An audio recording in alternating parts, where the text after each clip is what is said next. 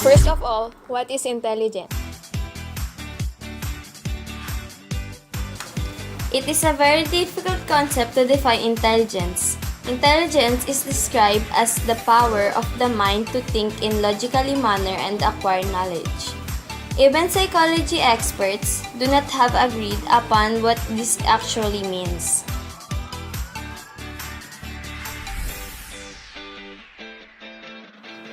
A well-oiled English vocabulary reflects in person a sound educational background in knowledge. It may also reflect person's love of English literature. It is the language that ties everyone in the world, allowing to understand each other. It's universal language to be exact. Many people are getting jobs by speaking English fluently.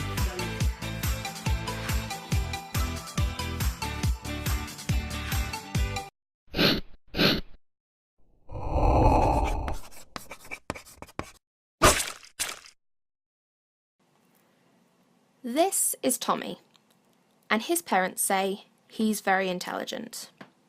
Wait, what does that even mean? Well, a majority of people would assume he gets very good grades in school. But even though this is a sign of intelligence, it isn't the only defining factor of what makes someone smart. IQ tests, for instance, are a common way to test intelligence, but most of these tests examine proficiency in spatial, verbal, or mathematical intelligence. American psychologist Howard Gardner thought this was strange, as there are many ways people can be intelligent. He then developed his theory of multiple intelligences, which describes 9 areas where people can be proficient. Number 1. Naturalist intelligence. Think of Katniss Everdeen from The Hunger Games, Chuck Noland from Castaway, and Julie from Julie of the Wolves. With a keen eye to detail and easily noticing changes in their surroundings, people with high naturalist intelligence will be very good at surviving in the wild. They have a cunning ability to distinguish between different animals, plants, clouds, rocks, etc. In today's modern world, they are able to distinguish between different kinds of makeup, cars, smartphones, and other items. Number 2. Musical intelligence. Having a high musical intelligence indicates you're very good at things to do with sounds. These can include characteristics such as rhythm, tone, and pitch. If you've got a high musical intelligence, you're good at recognizing, creating, and reproducing music. You might even have a high mathematical intelligence too, as these two things often involve similar thought processes. If you happen to play an instrument and have a high musical intelligence, you're probably quite good at playing by ear. Number 3. Logical mathematical intelligence. People with a high score on logical mathematical intelligence are good at abstract symbolic thought, using letters in formulas to indicate relationships between factors, and reasoning skills such as inductive and deductive reasoning. They are good at considering hypotheses, carrying out calculations, and quantifying data. Number 4. Existential intelligence. People with a high existential intelligence are good philosophical thinkers. They are good at philosophizing and thinking about questions that might not have a real definite answer. They have a sensitivity towards the deeper questions of life and like challenging related concepts. They're not easily confused by their own feelings. Number 5. Interpersonal intelligence. People with a high interpersonal intelligence are often good at communicating with others. They are good at noticing shifts in others' moods and motives, as well as taking multiple perspectives on a subject. They often score high on empathy and do well in socially orientated work, such as teaching, social work, and acting. Number 6. Bodily kinesthetic intelligence. People with this type of intelligence love movement. They have high body awareness and good motor skills. Because of that, they often excel in activities that involve body movement, such as sports and dance. They learn best by doing and are keen to figuring things out through experimentation. Number 7. Linguistic intelligence. People high in linguistic intelligence are better than average at understanding subtle differences in meaning. They tend to pick up new words and languages quicker. It's a widely shared skill, often found in people that work in journalism, teaching, or even public speaking. Furthermore, people with a high linguistic intelligence tend to have a broader vocabulary than average. Children and young adults with a high linguistic intelligence tend to be drawn to language-orientated activities, such as reading, writing, word puzzles, and telling stories. Number 8. Intrapersonal intelligence. People with a high intrapersonal intelligence are good at understanding their own feelings and thoughts, and working them to achieve their goals. They are good at motivating themselves from the inside out, without any visible or physical reward. It involves more than just understanding and planning their goals, but also a less definite appreciation of the human condition. People with a high intrapersonal intelligence are often good philosophers and psychologists. Number 9.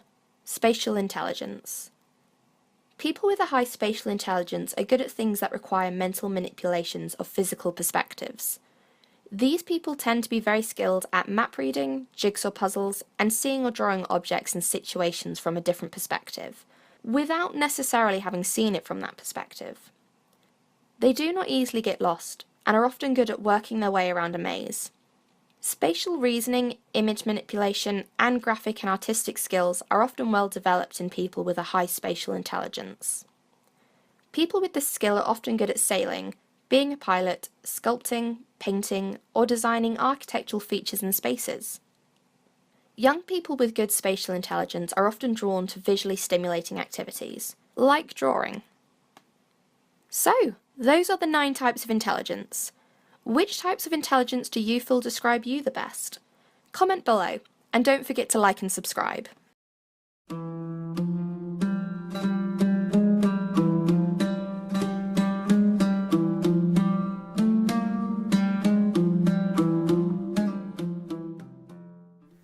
There are 2 kinds of intelligence.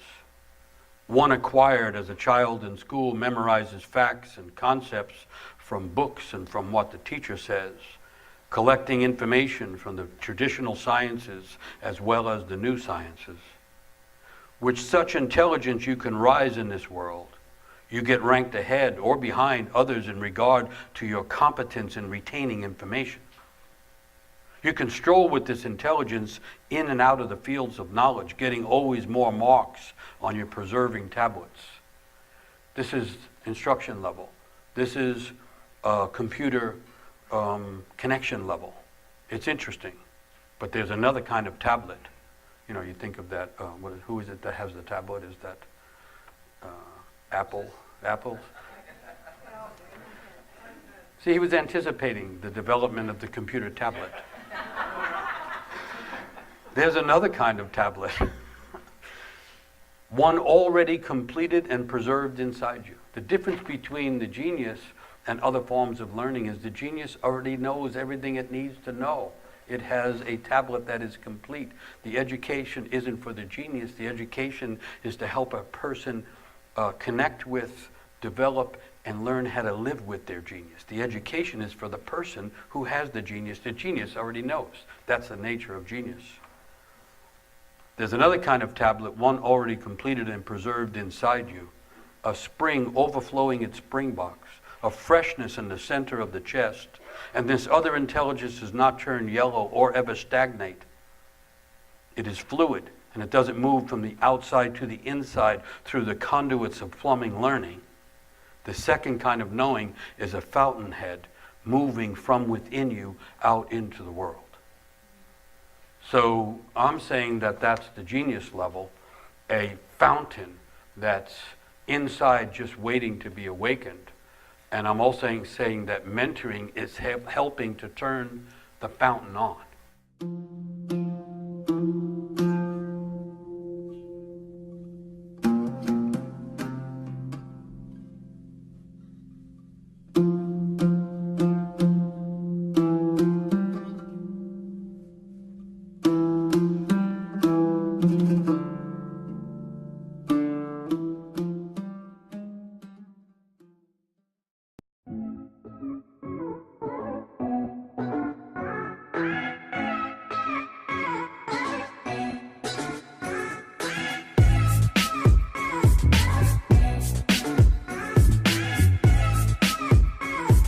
We conducted an interview regarding the basis of intelligence.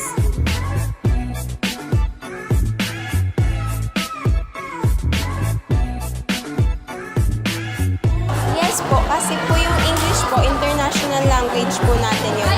Ginagamit po natin ng English para po makikompete sa ibang country pa po, para po malaman po nila yung sinasabi natin dahil po iba-iba po yung language natin. Siyempre po kasi English po yung makakatulong sa inyo. Pag example, makapunta po kayo sa iba't ibang lugar sa buong mundo. Pwede nyo po magamit yun as communication po sa iba't ibang lahi at saka iba't ibang tao sa mundo. Hindi po. Bakit? Kasi po hindi naman po naging batayan yung English kasi marami naman po tayong panitikan na sa Tagalog sinulat. So, hindi po ibig sabihin po na ay hindi po measurement yung English language ng intelligence kasi marami pong panitikan sa English na ay maraming panitikan na sa Tagalog nakasulat pero bumida sa buong mundo. Because not everyone speaking English is intelligent. And speaking English or any language doesn't define who you are. Thank you. Kasi po hindi po nababase sa lengguwahe po yung pagiging matalino kasi pinipase po yun sa utak. No. Because yung ibang tao naman is matalino kahit anong language yung sabihin nila, kahit anong dialect. Hindi naman dahil porket di ka marunong magsalita ng English is agad, yung parang wala ka na agad utak. Meron namang mga Bisaya na matatalino na yun nga, dialect din na yung lang talaga yan, parang sa discipline ng tao. Pati sa utak niya mismo, yun lang po. Kasi po, madami naman pong matatalino na hindi nakakapagsalita ng English. Tsaka lengguwahe naman. Para sa akin, hindi po basehan ng matalinuhan yung English kasi parang language lang siya na hindi naman ginagamitan ng logic. For example, mga Chinese, hindi sila magagaling mag-English. Masasabi ba natin na hindi na sila, mangmang na sila ganun? So, ibig sabihin, dapat hindi talaga maging batayan yung pagiging fluent sa English. Kasi, kumbaga, way lang naman, ginagamit lang naman siya para makipag-communicate. Hindi po. Kasi hindi naman din nasusukat yung matalinuhan ng isang tao. Base sa pag-correct ng grammar or writing.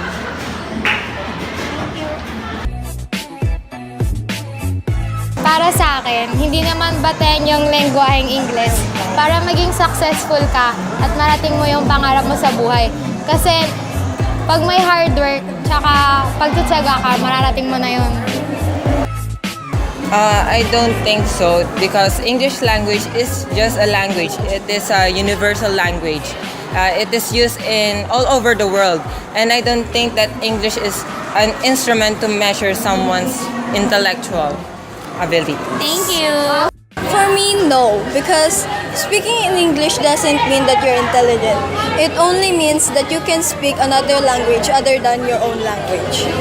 As for me, English language is not a proper measure of intelligence because you can excel in such things na sakop ng ibang subject or ibang language. It doesn't measure intelligence because merong mga tao na magaling sa fluent sa pag-i-English pero hindi nila alam or ignorant sila pagdating sa values and manners. So, the measurement of true intelligence is within your manner and how you treat others respectfully. I say no. Because English language is hindi ito mapagbabasihan kung matalino ka dahil marunong ka mag-English. Ano ngayon kung marunong ka mag-English kung bobo ka naman mag-Tagalog, di ba? Nasa sa tao na yan kung gusto nila mag-English o mag-Tagalog. It's their own opinion kung gusto nilang mag-English, Tagalog, Bisaya, Bicolano o kung anumang lingwahe ang gusto nila. I say English language is not basihan of intelligence. That's it. Para sa akin po hindi po kasi kapag po nagsinabing naging English ka po, matalino ka po agad. Hindi naman po kasi pinabasa sa talino yung magaling ka po. For me, kasi most of the Filipinos use an English language to perform some substances like social media platforms ng blog or even dun sa mga vlogs or mga statement nila sa schools or sa pagre-report. Kasi for me, ang English language, ginagamit natin siya for daily lives pero masyado na siyang na-colonize sa bansa ng Pilipinas kasi dapat mas minamahal natin yung sarili nating language imbes na sa mga pang-Ingles, wika-Ingles. Thank you. Oo, kasi yung English, siya yung universal language. At kung matututo tayo ng English, kaya nating makipag-communicate sa iba't ibang tao dito sa mundo. Thank you. No? Kasi para sa akin, yung English, hindi siya basahan ng talino. Kumbaga, tayo mga Pilipino, may alam tayong bawat words na English. Tayo na kahit hindi nakapag-aral, alam natin yung yes, syempre English siya, Tagalog nun, oo. So, tayo, kapag nag-English ng isang tao, huwag kayong mamamangka kasi hindi naman siya matalino na, malay mo, wrong grammar pala, syama pala, gano'n. Kaya, huwag ibabasa yung talino ng isang tao dahil sobrang galing niya sa pag-English. Thank you. English language ay proper measurement of intelligence. Para sa akin hindi. Kasi hindi lahat ng mga taong matatalino nakaka-English. Hindi ibig sabihin na marunong ka mag-English, ibig sabihin na talino ka na. Kasi sa ibang bansa, kung magaling ka lang mag-English, is hindi ka nakikitutulaan ng ibang tao. Kasi kahit marunong ka mag-English, pero wala ka pinag-aralan, sayang naman yung pagka-English mo. Thank you. Hindi, nandun siya sa gitna, sa gitna. Kasi yung iba sinasabi, porque nag-English matalino. Hindi. Hindi naman sa ganon, pero part siya ng kaalaman ng isang tao. Nagagas mo.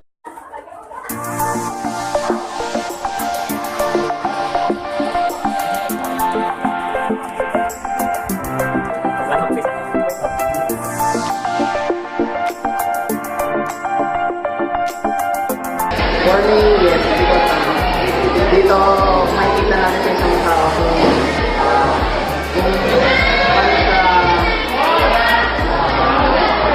paano sa matuto sa isang bagay kung gaano kalawak yung intelligence na ako.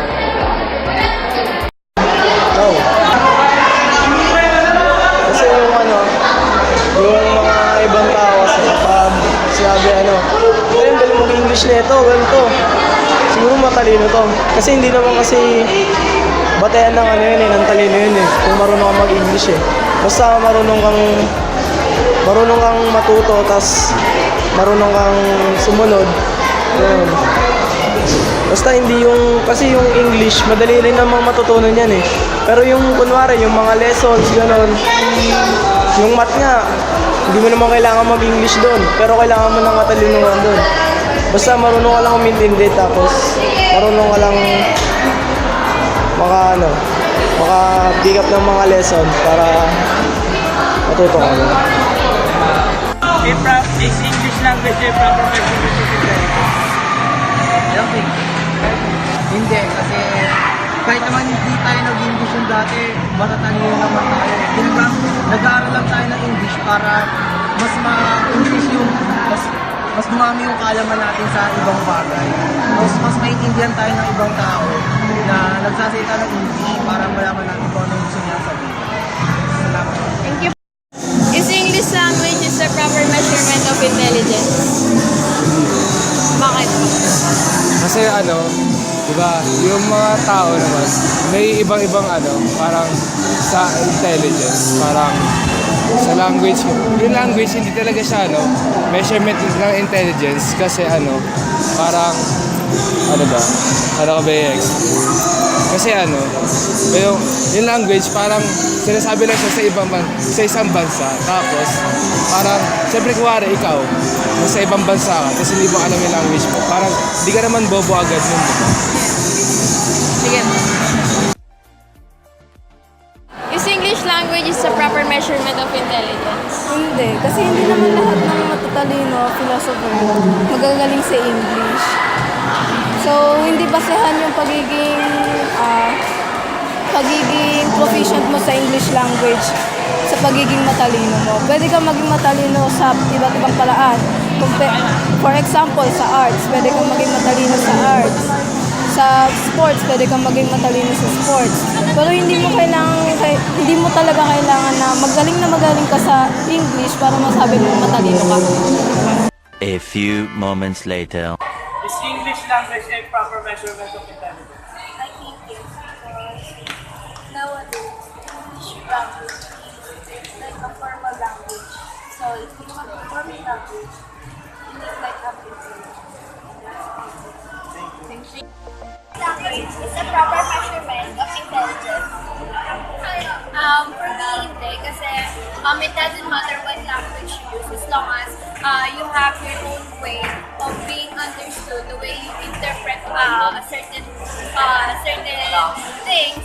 And yun, hindi ko basta marunong ka lang na makihalubilo and you have your own way para masabi o iparating sa iba yung gusto mo. And yun naman talaga yung intelligence, hindi naman yung English lang. No, it's not, because not in a language the measurement of intelligence. Even there's something that language can provide, but the activity or the actual doings is the more intelligence of giving some information. 2,000 years later. English language a proper measurement of intelligence. Actually, English hindi lang naman siya yung kasi according to sa pinag-aralan natin ng college, there are 9 multiple intelligences. Meron yung mga. So, di ba, pag sinabing intelligence, hindi lang siya nakasama by grades. Sabi nga nila, grades doesn't parang define you as a person. Because yung mga grades, hindi lang siya bagayan ng pagiging matalino. There are intelligence when it comes to yung mga magagaling sa music or musically inclined, intelligence din yung tawag. Pero ang malaki sa tao, parang yung concept natin ng intelligence, nakabase lang sa grades. So, hindi lang dahil magaling ka mag-English, matalino ka. Maraming Pilipino na magaling parang sa balagtasan, magaling silang magsalita ng wikang Pilipino, pero mas matalino sila kung sa mga tao kaya mo. So, hindi lang siya. Marami kong kasihan. Multiple intelligences, pwedeng kinetic sa mga sports, pwedeng sa drawing or arts, pwedeng sa music, pwedeng sa math, depende yung sa Maraming salamat.